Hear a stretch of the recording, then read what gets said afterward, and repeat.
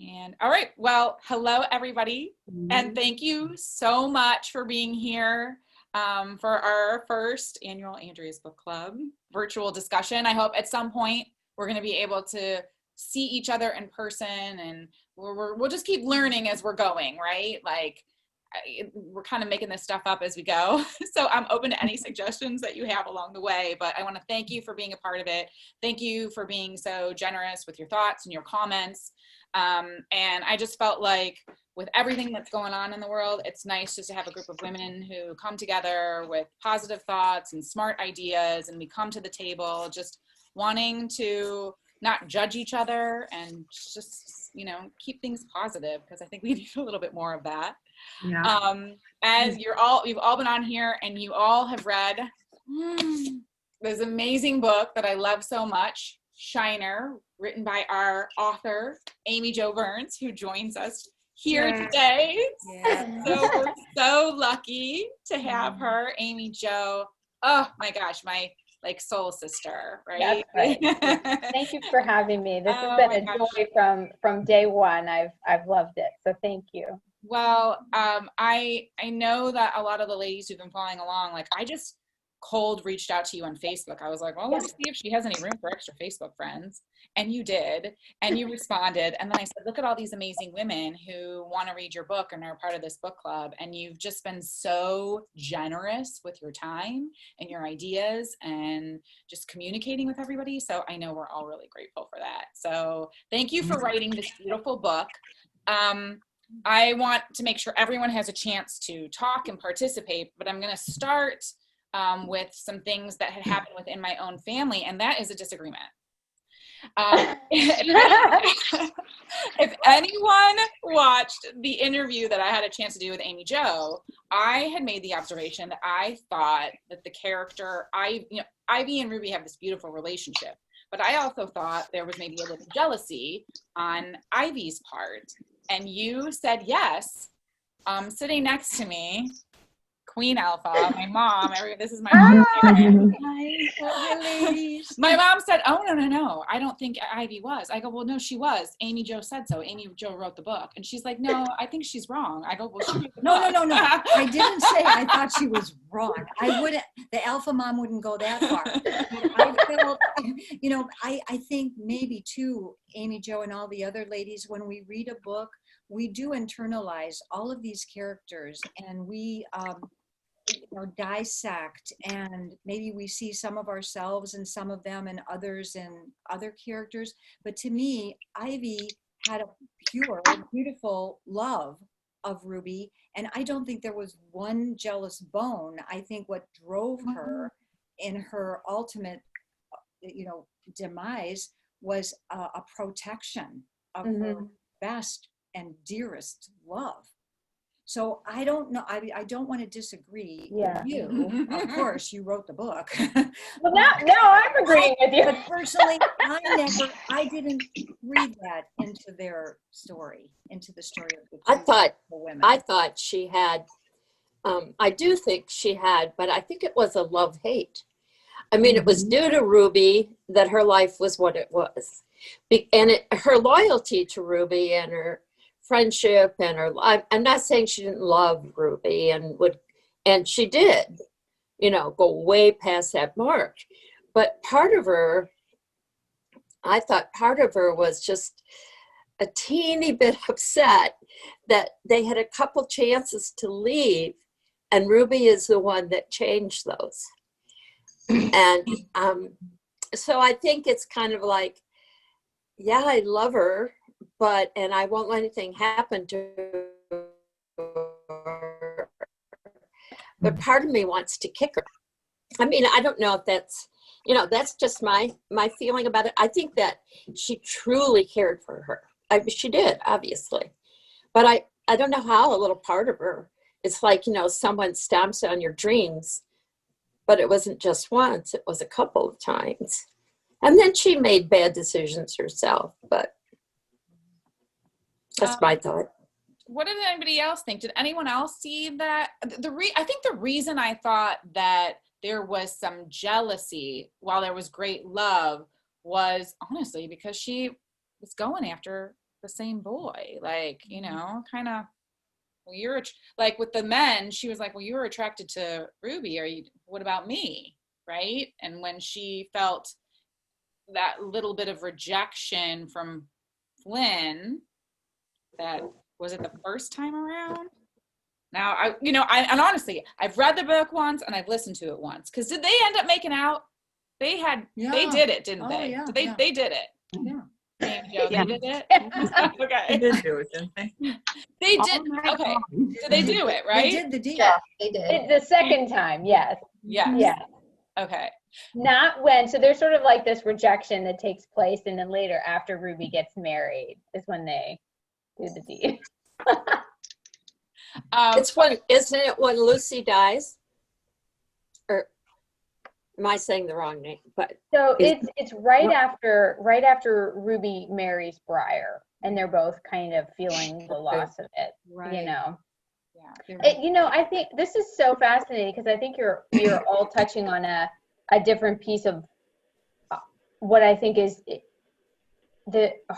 what was hard about having a female relationship in this like society that they live in is that women are not taught to befriend each other. So they are having to overcome things that they're not even fully aware of. That women are sort of taught that there's a pecking order, right? And it's like slim pickings. I don't know if you guys ever felt that way, you know, growing up, but there's like only so many fetching young men to go around. And there is, I think, something in patriarchal societies where women are sort of taught to duke it out. And so part of, I think, them growing up and growing together is wrestling with what's taught to them and trying to deny that nature that they're not even fully aware of. Relationship with Ivy and Flynn ongoing, or was it just a one-time thing? Because that's the part of the story that I'm obsessed with. I said it on Andrea's page, I want more Flynn. Like, I want a whole book about Flynn. He is my favorite, and let me My tell favorite. you, so when I first wrote the book and it went out on submission, which is what happens when a publisher buys a book, it was twice as long because I am also obsessed with Flynn.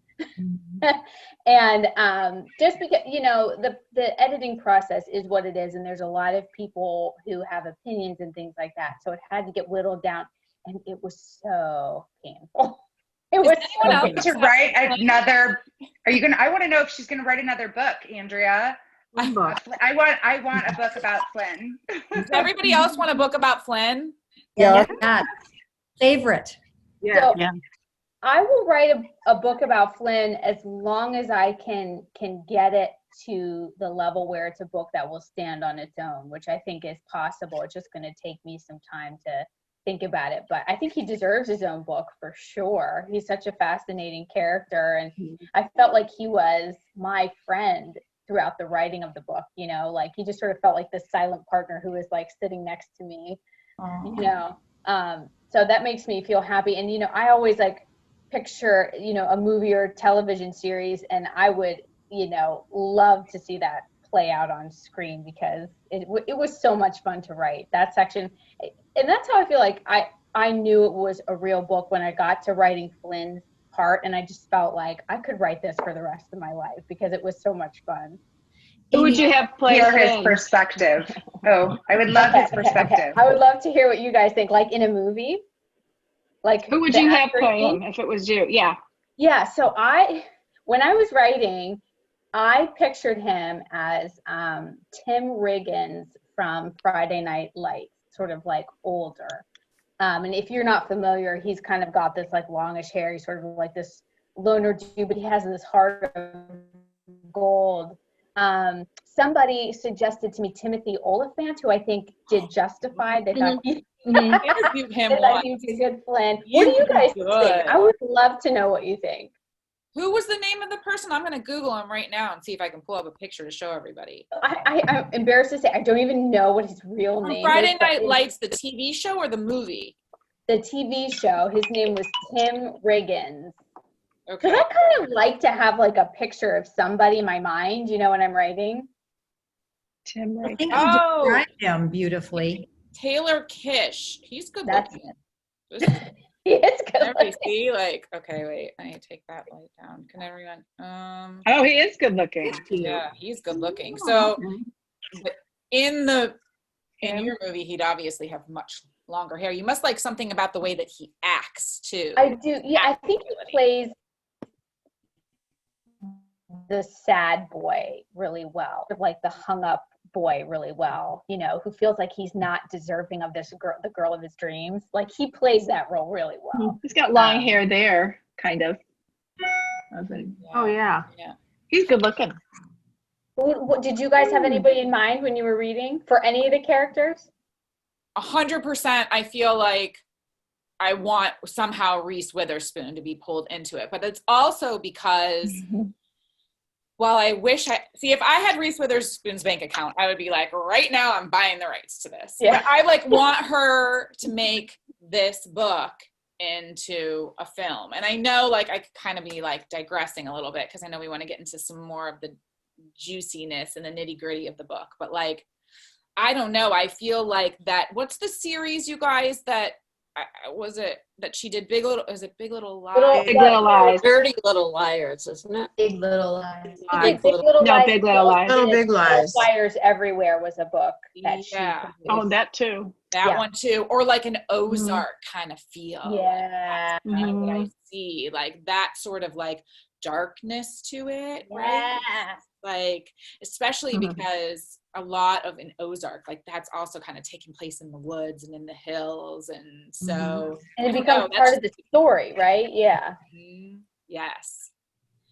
Okay, so I want to see just jump right in here if anybody has a specific question. I know we kind of talked about Flynn, and we can talk about him a little bit more because it sounds like everybody likes him. And let me say, it's so validating to hear that everybody's like, I want more Flynn, because I had to fight for what was in there. And I was like, come on. So that makes me feel better. See, I'd love to hear the same story from his perspective. Yes. Like, you know what I mean? Like, Mhm. there's so much that I feel like was untold about what was going on with him. And I found myself reading every chapter, like not being able to wait for him to come back. Yeah. Really, I really want you to write another book with him. the request is in. I'm obsessed. It is in. A Flynn It is in. And so this is helpful because it will start percolating, you know? So. This is what tell me if I missed something, because sometimes, and I don't know if you all feel this way too, because I know my mom said she even read the book a second time, like you can miss things the first time. Oh yeah. Are any of was Ivy's first child actually Flynn's, or is that something that could be determined if there was a Flynn book? Do we know not what? know that? Andrea, can you hear me? Yes. Okay. Yes. Leave All it right. to my mom to pop in and go, can you hear me? Is there sound on this? Oh, I'm waiting for that. But it's near the end of the book. I think Ivy might have been speaking through the third person, and in her mind, she was not sure whether Bobby was her husband's child or Flynn's child. So in her mind, she was unsure. That's right. Yep. Mhm. She doesn't know. Mm-hmm. So that could be. Ongoing? So was it an ongoing affair, or was it a one-time thing? Because I'm confused about the timeline. Yeah. So in my mind, it was just a one-time thing. And then Flynn sort of Okay. goes off to his mountain to mope, and his part of the mountain, I should say. Yeah.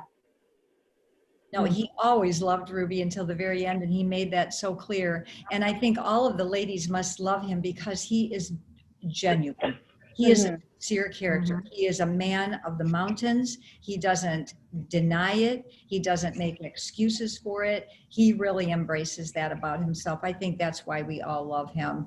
He's just a very genuine character, Amy Jo. Oh, thank you. You're welcome. I felt like, how about the rest of you? I found myself like wanting to write down quotes as I was reading the book, that there were just these lines that just kept speaking to me. Did anybody else feel that way? Or like, I mean, I also knew, look, we have a book club. And so the first time around, I just wanted to read it or very organically and not have to be like the researcher or the interviewer. So I just was enjoying it.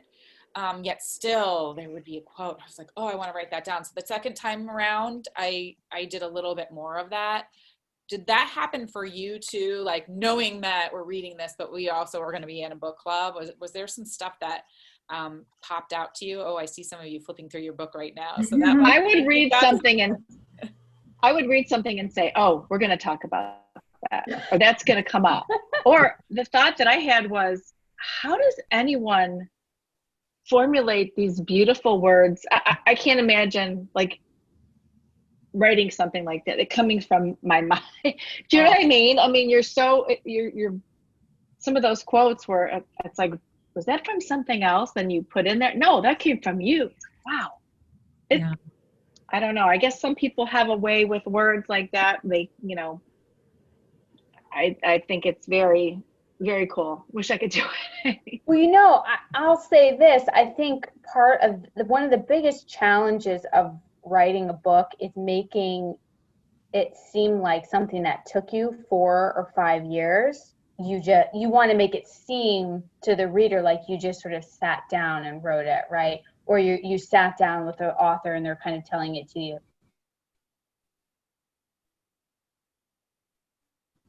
So my first draft is like nonsensical. It's sort of just a bunch of phrases here and there. It's not in order. There's just a bunch of stuff, and it's like a bunch of placeholders. And then the next draft is maybe a story, but it's not pretty. And then what happens over time is I'll take this really long thing that I have and I sort of just shrink it and shrink it and shrink it and shrink it. And then what you do is you sort of take the best part of like 3 or to 5 sentences and try to put it in one. It's kind of, I think in that sense, it's a little bit like songwriting, which is something that my dad did. I only realized recently that I think sort of like the first sort of literature I came across was my dad singing his own folk song. So I think from a young age, I was sort of accustomed to what that process is like, to sort of try to distill like something that's in your heart into a few words, When you went back, and so you've gone through many drafts, right? I'm sure like it takes a long time to get to this. Did you then, when you got to this, with this cover, open it up and read it? Or were you over it at that point? Or did you read it, and when you reread it, were you like, oh, this is so good? Or were there things that you were like, oh, I want to change that? Or like, were you your own critic then? I am my own critic, because you know what happens?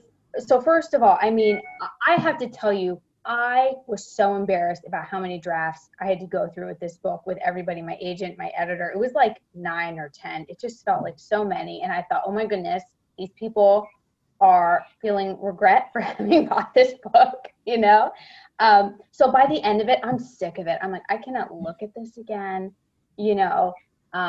which works out okay, because then what it means that you're getting ready to do something new, and then so you take a step away from it, and then when you go back to it, you can appreciate it. But what happens when I look at it and I read it is I see it's like an iceberg, right? The book is like what's lingering on top, but I see all that stuff underneath that sort of got cut or like was there. So it's this really it's a really emotional thing to go back and look at what I read. So I have to kind of be in like the right frame of mind to do it, because I had 2 babies, I was pregnant twice, nursing twice, when I wrote this. So it's like it's in a very emotionally close book for me. So when I read it, I think also about like what was happening in my life as I was writing some of that stuff. So I kind of have to make sure I'm like I have space to feel what I'm going to feel when I read it. And I wonder too, Amy Jo, if that whole process helped you in the scene where Ivy is vomiting outside of the truck and she sees Sonny as an almost adult male, right? This baby that she gave away. Think of the overwhelming emotion she must have been feeling in that moment, right? Yeah. Can I do want to ask one question though, because I noticed right away, as soon as I picked up your book, what do we feel? That tactile cover, the the homespun, it came to my mind immediately. This feels like homespun. All right. And then you referenced that word on page 26. That was the only time in the book that you used the word. But to me, it's a very tactile book cover. And it feels almost like denim or homespun. And I thought, well, this is a beautiful introduction to the setting of your book, West Virginia, Hills of West Virginia. So I felt that immediately as soon as I picked it up. You know what was so strange? Was that done with intent, Amy Jo? I think it was, and it was a really strange experience for me because I hadn't heard anything about the cover, and all of a sudden I got an email and was like, this is the cover that we're thinking of, and I opened it, and it is the most unsettling experience to have somebody step into your brain and then try to see out through your eyes, if that makes sense, because that's what the cover is, right? Is they're sort of like taking your story and getting this picture. And my agent emailed me right away and she's like, don't respond, sleep on it for a night, which I was so glad that she did, because when I saw it, when you say it was tactile, the cover, and it is, my grandmother had that exact fabric that as a seamstress and sewed and stuff. And so to have it like hit such a personal thing that like I wasn't even aware of, I was like, I gotta like take a minute, you know? But what is really, I think, encouraging about that is that the people at Riverhead or at Penguin Random House, they really got the book, you know? That must have pleased you so much, right? Yeah.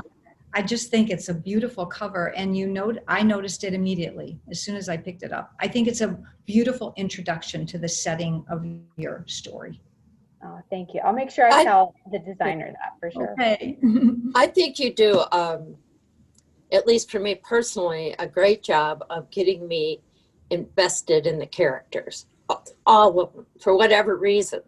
But, you know, even Briar, I mean, you get invested. As you write, do get more and more invested, which then comes out in the writing, which we're now seeing? Or do you start out really invested, knowing what you want with them? Or is it like they become old friends with every page you write about them? Yeah, that's such a great question, because I think at the beginning of the book, you sort of feel like you're sitting in a room with strangers and you don't understand why they're acting the way that they are, why they do the things they do. And then by the end of the book, I mean, they feel like my family members, you know? And so it's a really wonderful process to go through that. And so I would say I get more invested as time goes on. And I think one of the things that I really like about writing novels is that these characters over time, they sort of tell you they're refusing to be written off. I mean, Briar in particular, like he's somebody that is not very likable. If there is a villain in the book, he's it. And yet I think there's a lot of things about him that where you can sort of feel there's something in his heart that says, don't write me off just yet, you know? And so I think as a creator, somebody who's spending time with these characters, like you do start to care about them a lot over time. And that's one of my favorite parts about the process is like, it just feels like my heart expanded to include these people that aren't real, but they feel real to me, you know? I have a question. Start with, I'm sorry, Mom. Oh, no, Did no. you have the whole story in your mind before you started writing this book, or were there just a few characters and then it grew from there? So all I had when I started out was the burning. That first scene, that was where I started, and it was all I had. I had nothing after that. And so when I write, I sort of just sit down with my notebook and I let it go. And I like working that way, but it takes a really long time because I have a bunch of material I just have to cut because it doesn't fit. So I had no idea where the story was going. Even Flynn, like he came along sort of halfway through, a total surprise to me, because I sort of thought this is a story that's going to be about, you know, a mother and a daughter and their bond under the rule of this very dangerous man. But then as I continued writing, like as their world expanded, you know, Ivy kind of came in and was like, I have something to say. It's kind of like when you know, you're trying to uncover a family secret and you talk to all these different people and everybody in the family's like, oh, you think that's what happened? Like, let me set you straight. So I think like as I was going forward, I sort of imagined more people and more pieces of the story. And wanted, you know, I did write the book exactly in the order that it's written, which is kind of strange because it kind of goes backwards in time, you know?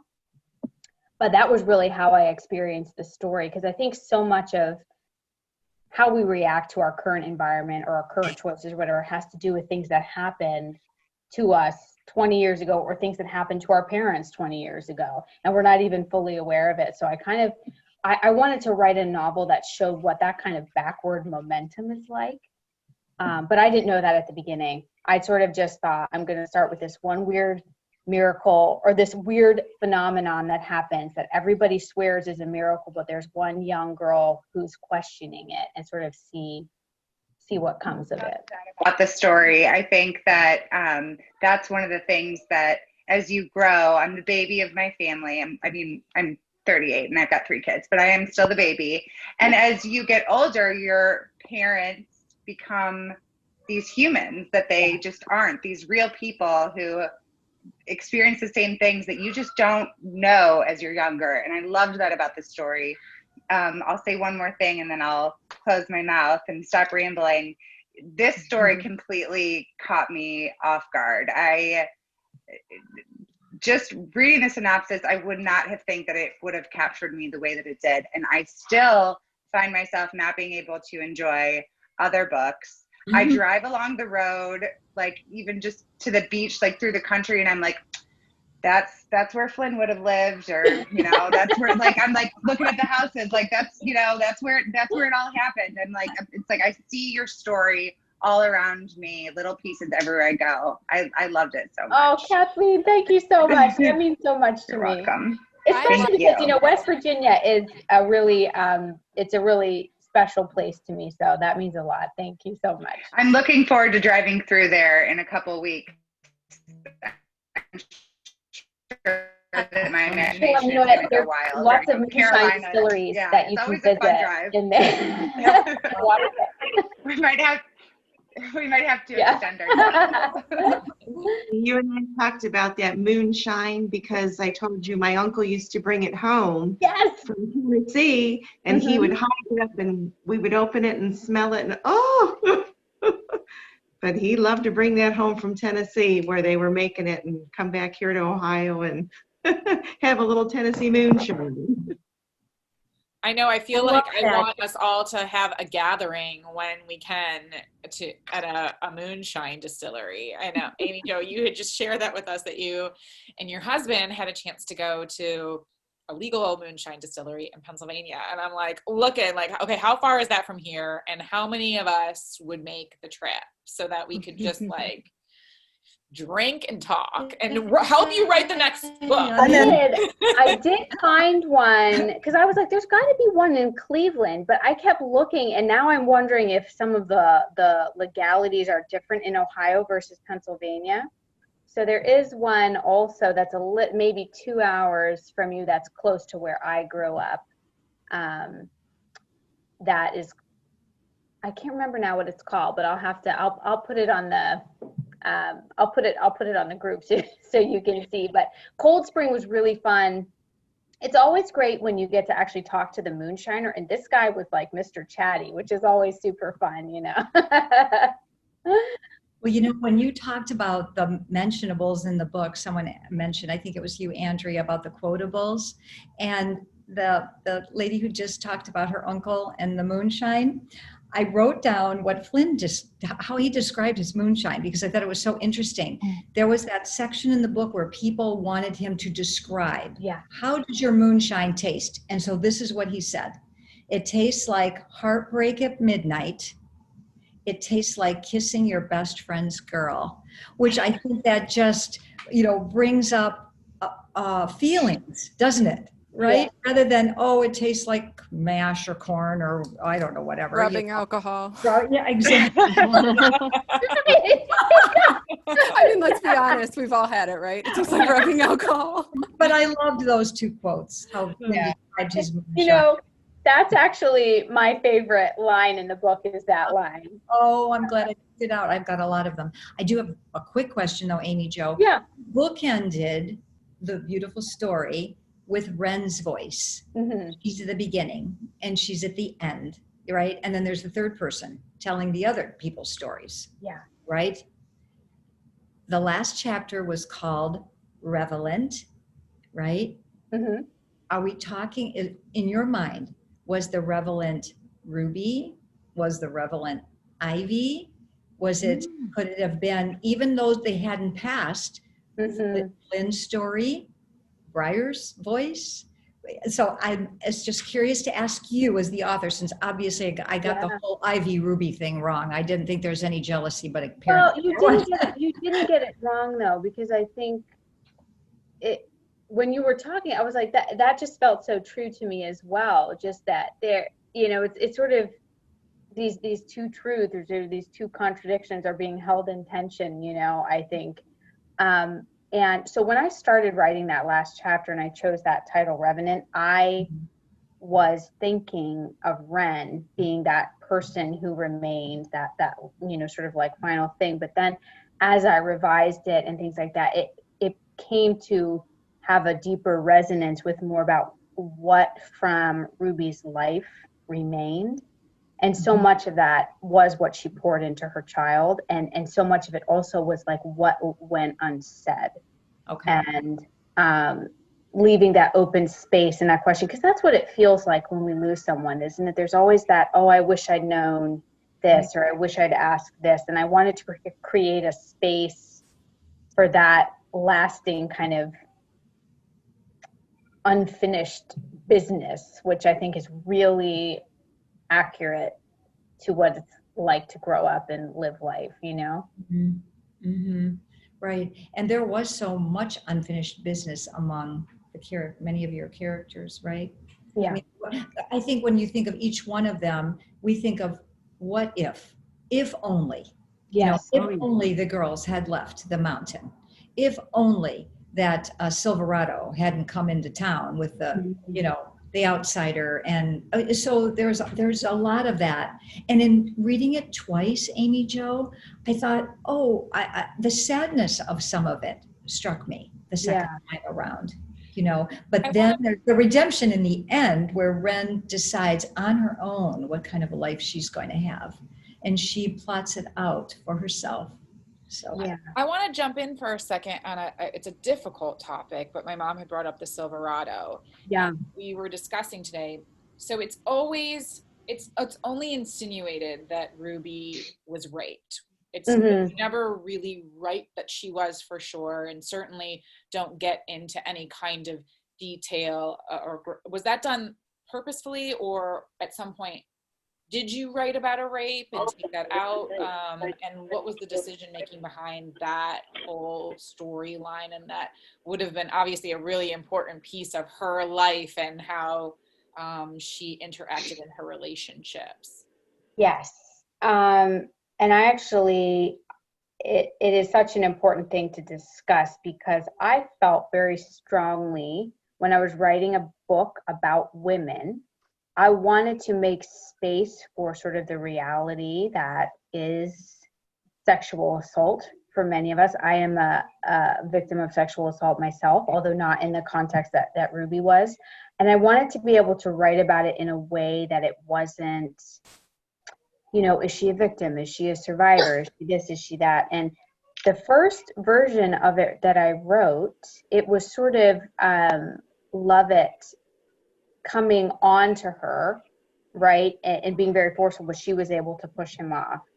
That was the first version I wrote, and then the next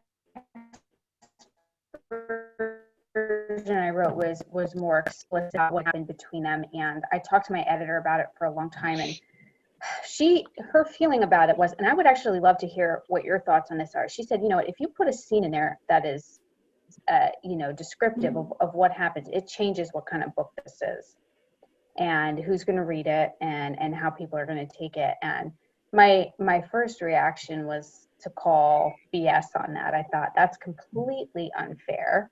But then, part of writing a book is making that switch between like, this is for me, or this is about me, versus this is mine. And so in making that transition for me, I said, okay, I can see for the greater good. We can sort of strip it back. And I'm glad that we did, because I mean, even more so now, I wrote the book, I started writing it in 2014, and so much has happened in the past 6 years about women and what they face and things like that. So I'm glad it was sort of alluded to. So in my mind, something happened. It wasn't maybe full on rape, but it was definitely something that I would consider sexual assault. I liked how you pretty much had it where it didn't describe anything. Now, I'm not a victim or survivor, but I'm very active in the human trafficking community and with education and outreach and things like that and training. And so I think if you would have put any kind of descriptive in, it could have been very triggering. Yes. That is such a good point, Tiffany, because you know what is so interesting and I think encouraging about what even the past 6 years has done since I started writing the book? The word trigger was not in our kind of like vocabulary. And I was actually just talking about this to a good friend last night, like, for me, realizing what my triggers are has been so useful. Me sort of just living like a full life, you know? So thank you for that perspective. Yeah. I also think if you'd have been real detailed, it would overpower the story. Mm-hmm. I think that it was such a good character-driven story that every time we listened to Ruby, we didn't think about rape. Yes. You know, and I think that had it been more descriptive, because that's, you know, obviously we're mostly females here, that's a very emotional topic for us. And I just think if you did enough, we had a hint, I think more would have been overpowering. I agree. I think it was haunting enough in just the limited way that you created that part of the story. It leaves this haunting feeling for Ruby, for things when you think in your own head, gosh, what if that would happen to somebody we know, or my daughter, and you go down that path. You don't want to go down that path. And I'm glad you didn't go down more detail, because I think it was just haunting enough that it left a deep impression. You know, and now that I'm thinking about it, I think something that kind of has to happen when you're going through the process of writing a book is you kind of need to really know, as the writer, like, I need to know what went down. And then what happens is that I get to decide how much of the curtain I'm pulling back. Like, I'm in control of that, rather than it just sort of being like playing out wildly in front of me, you know?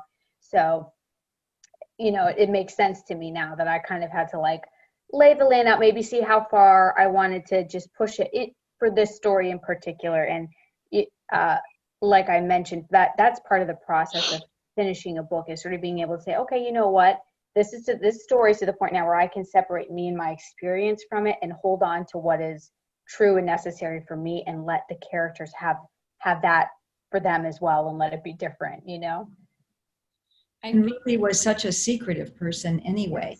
She kept secrets, didn't she? That maybe your decision, well, I know your decision was perfect, Amy Jo. I agree with everything the other women said about that particular incident in the book.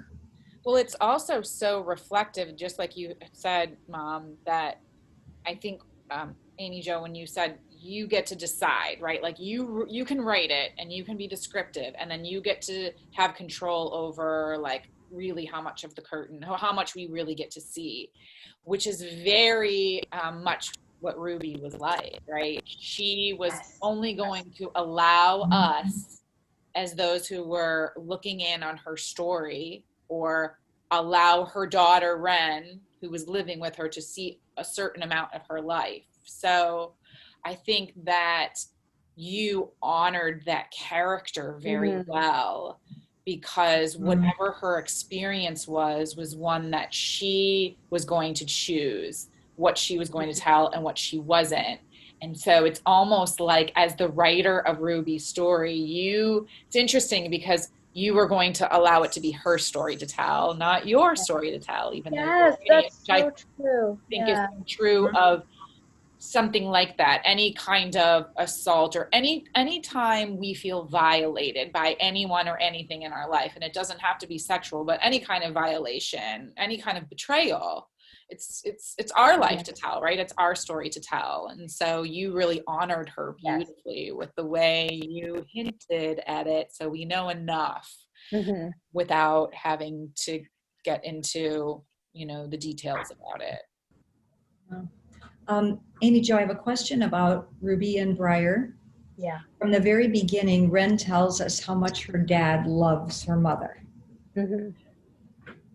What's your opinion on that as the writer? Because when I closed the book, and maybe I'm coming with, a life lived already, and maybe a set of biases perhaps too, but my takeaway is that he didn't really love her at all. I think because Briar has been bred to think of himself as a demigod, he is incapable of loving somebody as a human. And I think the way that he loves his wife is as a possession. The way he loves his snakes is that they are sort of subjects in his overall dominant narrative. So in that sense, did he truly love her? I think he thinks he did, but I don't think he did. Did he? The lady who talked about working with human traffickers. Yeah, Tiffany. Yeah. I wonder how do you feel about that relationship between Briar and Ruby? It was more, I saw it also, it was a power or possession thing. It wasn't love. It was more of the, you have to, and the hiding away and the everything else. It was just someone keeping their possessions close by, and had any access to the real world. What was interesting though too, right, is that Wren thought that her dad really loved her mother. So when Kathleen was talking about how maybe this story made her look at her parents differently, they were once young and once fell in love and had a life other than the life of a parent. I wonder if in Wren's mind, as the daughter, that's how she viewed it. Absolutely. It's limited, a very limited capacity as a. When you don't know anything else, that's what you see, and so that's what you assume love is. Yeah. It's like a lot of trafficking victims. It's grooming. It's people will start to do this willingly for what they believe is their boyfriend. Unfortunately, it's not the stories that you hear of kidnapping and stuff like that. Most human trafficking, it's done by grooming them and getting them to willingly start, and then after that it becomes control. But it's the same thing, and they think that they're doing it to help someone that they love, because everyone has such a distorted view of what love actually is. And I think what part of Wren's journey over the course of the novel is that she starts out seeing the love story in this book between her parents, but by the end she's saying the really impactful love story that existed was these two friends, Ruby and Ivy, and that is sort of like her journey of seeing not only what love looks like between friends, but I think also what a real miracle looks like. She sort of taught that it might be this super flashy thing, and her dad is handling snakes and drinking poison and all of that, but it's the sustaining impact and the sustaining miracle, I think, is the way that these women gave their lives for each other. And that is what brought about health and life on this mountain, even though nobody could see it. That's what it was. I think too, the interesting thing is Ruby is with Briar, who has this warped sense where if Lucy would have given Sonny a chance, Sonny loved her. Sonny wanted her. I think in the beginning he was willing to try and make it good, and she just had zero feelings for him. You mean Flynn, Jeannie? No, I mean her husband. Ricky. Ivy's Ricky. husband. Oh, Ricky. Ricky. That's his name wrong. I'm sorry. Okay, Ricky. I'm good at Oh yeah. saying the name wrong. Yeah.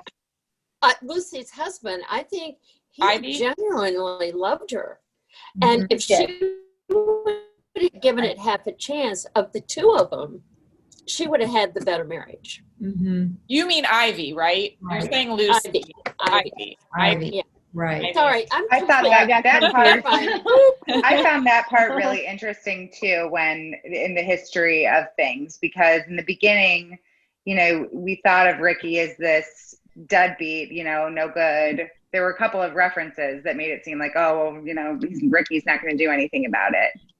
And then in, going through the past of the story, you learn that he really seemed like he would have done anything for her. And she was maybe just, using him and maybe a little bit manipulative of that relationship.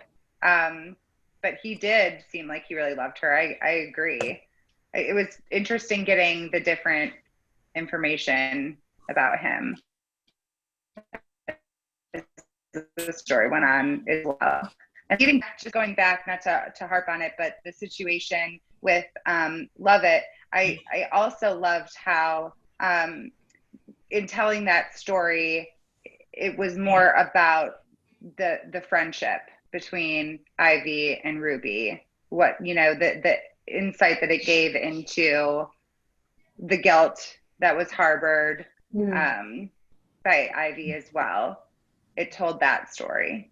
But I definitely vibed on your initial intention when you wrote the stories. Well, Andrea and I had a side conversation, and I was like, I don't know if it went there.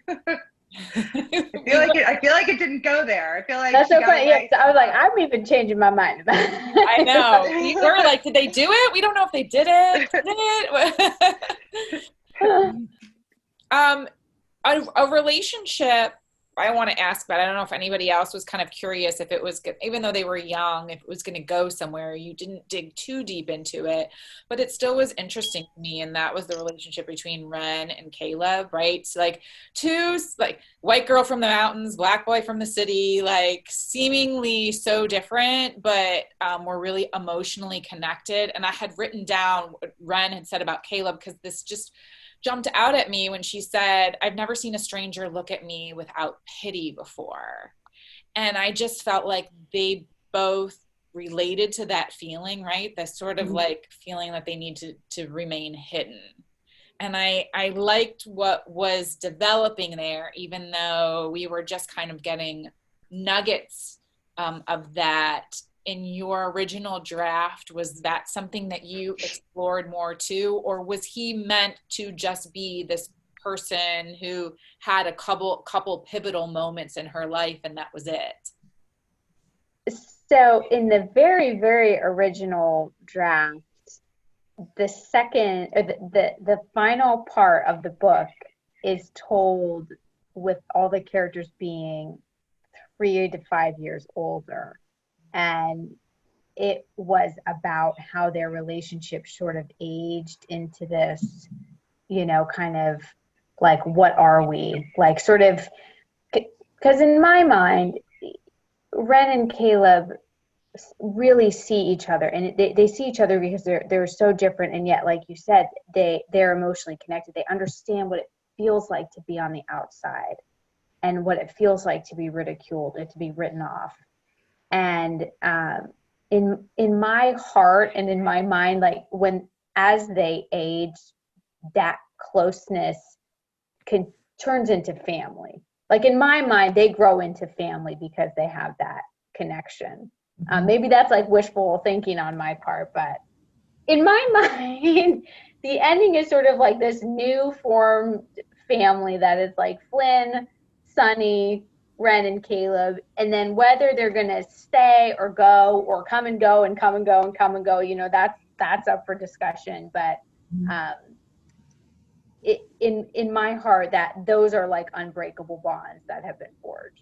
Now, was it unbreakable family as in he became more of a brother figure, or was it a romantic with them that stayed or didn't, or? I'm a romantic, so I'm like team romance on that.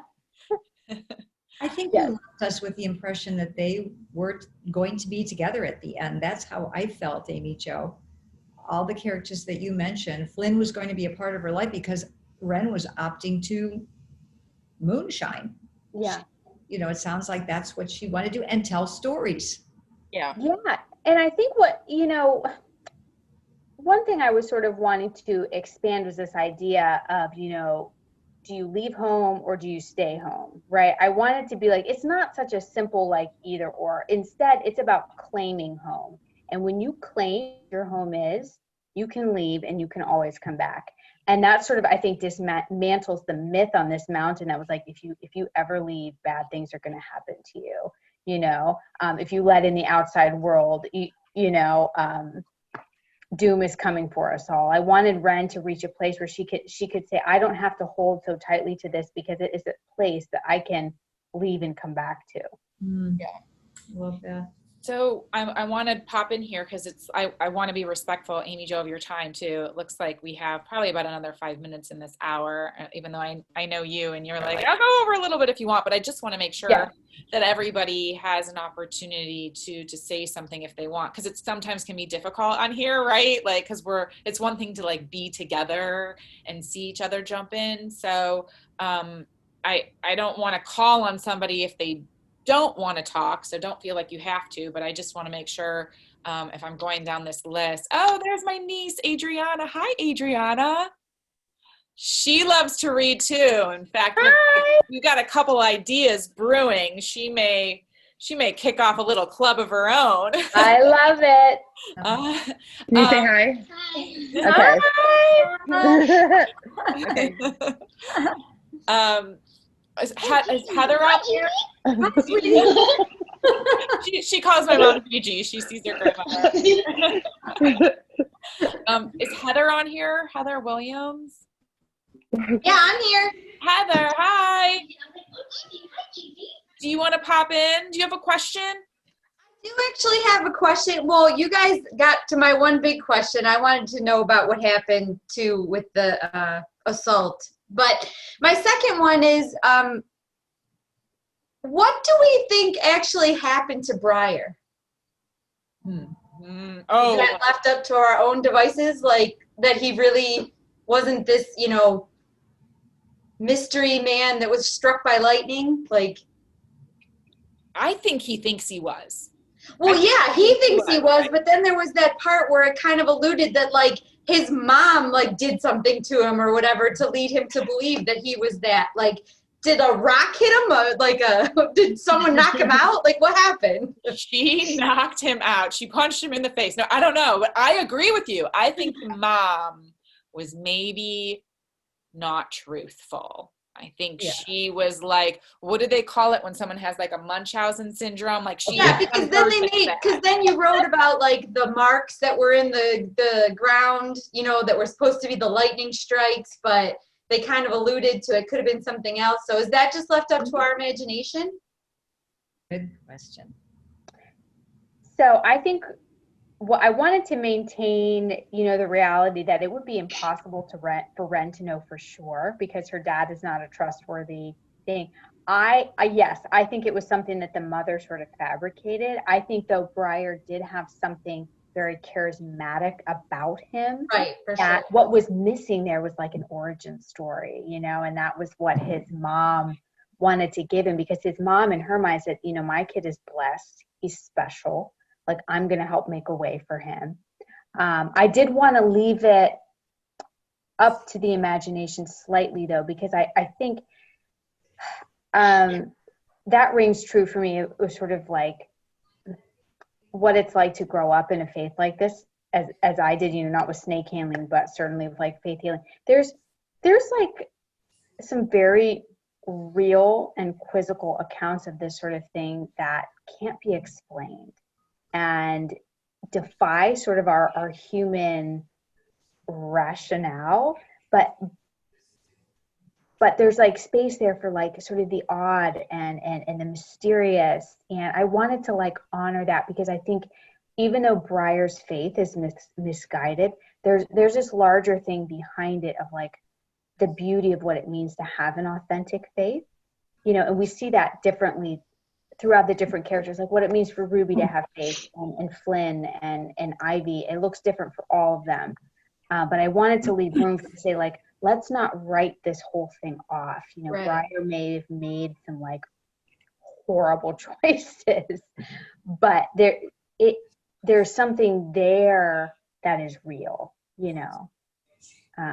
I think that,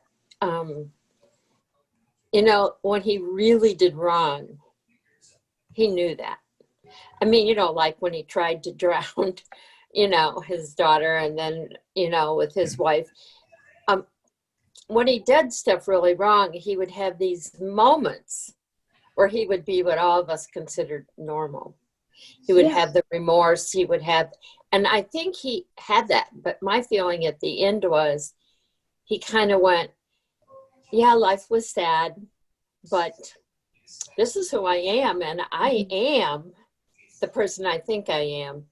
I'll stay in this cottage, and maybe one of my snakes will get me. But he didn't give up on that. I felt that way. I felt that he said, I might be in this cottage, but he didn't live, he never said, I'm so sorry for all I did, and I was so wrong, and I couldn't do it. You know, it was the best that I could do. I was trying hard. I was sorry when I made mistakes.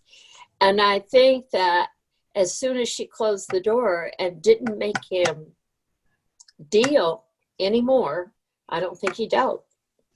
Yeah, I agree. I think he, in his mind, where he goes wrong is that he believes more in himself than he does in anything else. Yeah. And that's what keeps him from seeing the people around him as people. So in the end, he gets what he wants. He gets his snakes, and that's how it ends for him. I think. Is there any? It ended that way. Yeah, you like how it ended, Kathleen? I was just going to say, I was happy it ended that way. Because if he had been more remorseful, Ren would have had a harder time moving on with her life, and she needed to. He had to go. She had to get away from him, and she didn't want to. There's that part of her, he was her father. And so if he had showed that remorse, and then she might not have been able to let him go. Yes. And I think that's, you know, at the end in particular, that's the role Flynn sort of plays when he sort of says, you know, because she feels like, I have to go home. Like, I have to, like, live with him. And Flynn is that voice that's sort of saying, honey, he can't take care of you. He can't, you know? And so she sort of needs that person to be like, you don't have to stay here, you know? Mm-hmm. Amy Jo, in the end, when Flynn and Ren had the little heart-to-heart, did he tell her that her dad had killed someone? Did he reveal that part of his story to Ren, her dad's story? Okay, I thought he did. Yeah. So Kathleen, going back to what you said, I think, and Amy Jo often referenced in the book that Ren felt there were times when she looked like her dad. Yeah. There were times when she said, my mother wouldn't have done this, but my dad would have done this, and that's what I did. So she did identify with her dad. So I agree with Kathleen that he had to go. For her to move on, she had to discard him. And she, you know, went and visited, came to peace with it, and then left. Mm-hmm. Yeah. Which is pretty incredible for how young she is. Mm-hmm. To have been able to make peace with her mother's gone. She knew that she felt like, my father he hates me. I mean, there was obviously a difficult relationship there, like as though he was discarding that relationship. So it's pretty incredible for as young as she is. Do you think, though, Andrea, that women were old on the mountain? They got old quickly. I think Amy Jo even referenced that from time to time in the book. Even when Ruby was a single girl, and then 1 month later, Ivy saw her and looked at her real critically and said, oh my gosh, my friend looks old. How did we get so old in 30 days? I think women aged. They bore so much. I agree. I had to remind myself all the time how young they were. Yeah. Because I was thinking like I was reading about adults in their 20s, or you have to remind yourself they were teenagers. Yeah. Because I think what happened in Ren's life is that she grows up feeling like she should not trust her instincts, because her instincts are telling her something is wrong, something is unsafe, and but it's wrong for me to think that. There's something wrong with me. And over the course of like just bam, bam, bam, one thing after another, I think what she sees is my instincts wanted to protect me. And I think that is what sort of gives her the strength to be like, you know what, I'm trustworthy, right? Because so often I think women are taught not to trust themselves, not to trust that inner voice. And Ren kind of reaches the point at the end where she's like, I need to trust myself here, I also think Briar was jealous of Ren. Yes. I mean, Ruby, whose love he had, kind of, but whose love, he wanted Ruby to love him as she loved Ren. Mm-hmm. And I think, again, then you go back to that love-hate relationship with Ren. She is his daughter, but she's also kind of a free spirit, and she's very definitely the favorite of the two of them with Ruby. Mm-hmm. So I want to, before we have to say goodbye, because honestly, I think we could probably all talk for another hour. I know people have. Did anybody not get to ask a question yet that was like on their mind, or even if there's something you want to say to Amy Jo about what you loved, or, I mean, it's such, you're so amazing. So it's not often that we have an opportunity to speak to an author, especially about a book that we're all just have loved and fallen in love with so much, and these characters. And oh, by the way, I should mention, if you're thinking about a question, you want to read a little bit more, Amy Jo also has a memoir called Cinderland. So if you are interested in reading more of her work, Cinderland is another book that you can pick up. And it'll give you a little maybe insight into how she shaped these characters. So is there anybody else who hasn't had a chance to say something? Yeah, Go ahead, Laura. I just love the way you put in these lines every so often that made me actually pause. Like this one, it's an art. It's an art, the way women punish themselves. It's like, that just says like so much about our lives, where we are now, and these people, half a country away. I just, and one, shame has a way of making a man abandon what he once held dear, while fear would make him cling to it. It's like I read these things and I just like, first I put a star there, and then I just sit back and I just have to think about it, because it's like, it's so right to the point. And I just really appreciate that you do that. Oh, thank you so much, Laura. That means so much to me. Thank you. I did want to ask which character you thought you related to the most in the book. That is a good question. And my answer has changed over the course of writing the book. At first, I kind of saw myself as Ren, right? Somebody who's trying to make sense of the lives of her parents, how it affects me, how you kind of take home with you. So that kind of started out. And then I think as I became a mother, I really related to Ruby and Ivy both. And just sort of that feeling that you're trying to be better for your kids when you feel like you don't have what you need, but you're trying to give your kids what they need. So I really related to that. And then now I'm sort of in like a Flynn season, where it's interesting because I thought for the longest time we had nothing in common, but as I'm working,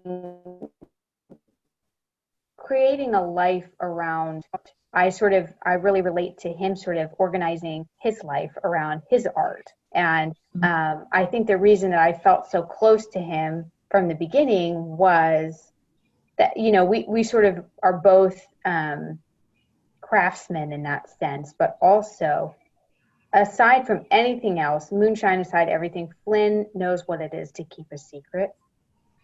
and to really hold on to it for a long time. And that has something that's been a big part of my life story.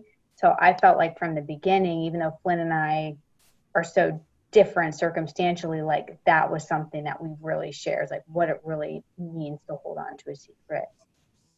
Yeah. Is there anybody else before we wrap up?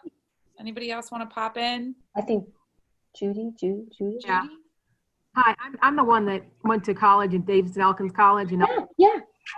So a lot of the times, I was picturing the mountains and where I'd gone to school. And so I had it all in my mind. And I appreciate the beauty of the mountains. And you said West Virginia holds a whole special place to you as it does to me.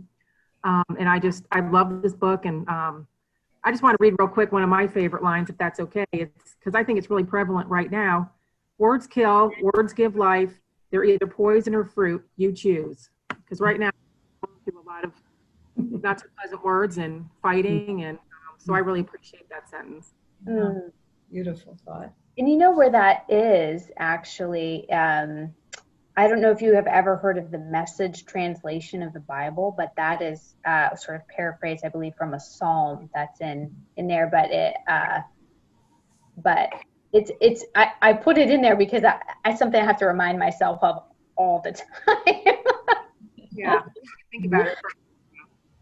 Yeah, I just enjoyed the book so much, and I really appreciate your time and doing all this. And, this is fabulous. Okay. And honestly, so truly, the pleasure is all mine. The best thing about publishing this book, hands down, has been being able to talk to readers. Because I am first and foremost a reader.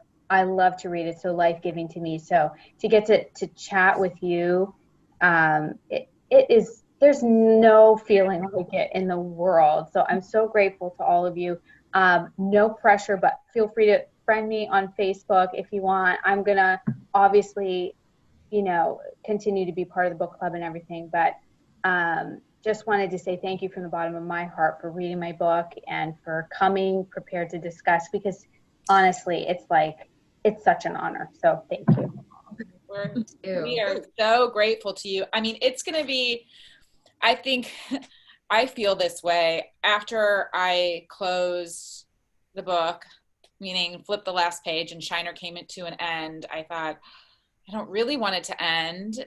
How am I going to even pick a second book? Like, this is so good. How am I going to pick a second book? Like, you just and you've been so amazing and interacting with all of us. It's like you set the bar so high. We love it so much. I almost feel like, okay, that was awesome. First month of the book club. Now we're done. Let's all just all be friends. But I will say I have been working hard to come up with something else that I think everybody will love, which I know is so difficult because when you fall in love with characters and you fall in love with writing and you fall in love with the author, which now I've got a new BFF. I think we all are going to feel that way about Amy Jo. I do think I'll announce it soon, that I will have, I think, a follow-up that you'll all really love too. So I'm going to try to stick with it. I'm hoping I'll be 2 for 2, but Amy, you did set the bar high. No, I just want to say though, I think what you gave to me also, Andrea, is the importance, especially right now, of women supporting women and sort of women, strong women telling their stories, sharing their stories. That is something that you gave to me that I feel like that outlasts everything. So thank you for that. Yeah. Wow.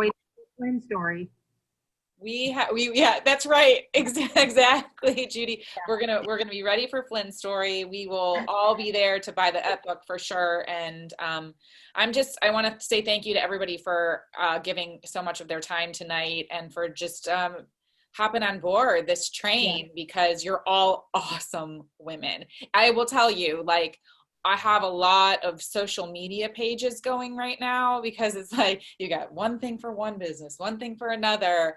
And this group is my most favorite to interact with. It's kind of sometimes other things become either about business or, you have to sort through all the other yuck that everybody puts out there. And so to come on to this book club page, this group, this private group, and I just see when somebody wins something, other people are like, yay, that's awesome. I'm so glad you won, right? Like I just love, there's just these awesome women. I'm like, I feel so lucky to know you and to be interacting with all of you. So I just want to say thanks. Thank you. Andrea. And thank you for organizing it. Yes, thank you very much, Andrea. Yeah, it's always nice to have other people that enjoy the same thing that you can talk to and like be part of that group with. Oh yeah. Yeah, Yeah. I know. I feel the same way. And so the fact that we're connecting over great storytelling and just like our love of words and just, you know, we're all, everybody who's a part of this is smart and interesting. And I just love that. I love it. Can't say it enough times. So, and Amy Jo, we love you. You're amazing, and we love your book. And we're I love you right back. ready to go to the movie theater or watch it on Netflix or whatever's happening. From your lips to God's ears. I'm telling you, I'm going to be praying on my knees tonight for you. We want more Flynn. Noted. Go a couple years in the future and then tell Flynn's story, including what's happened in like book club years to all of them after this book ended. Would be a nice way to wrap both of what we went together and make it a sequel. I like it.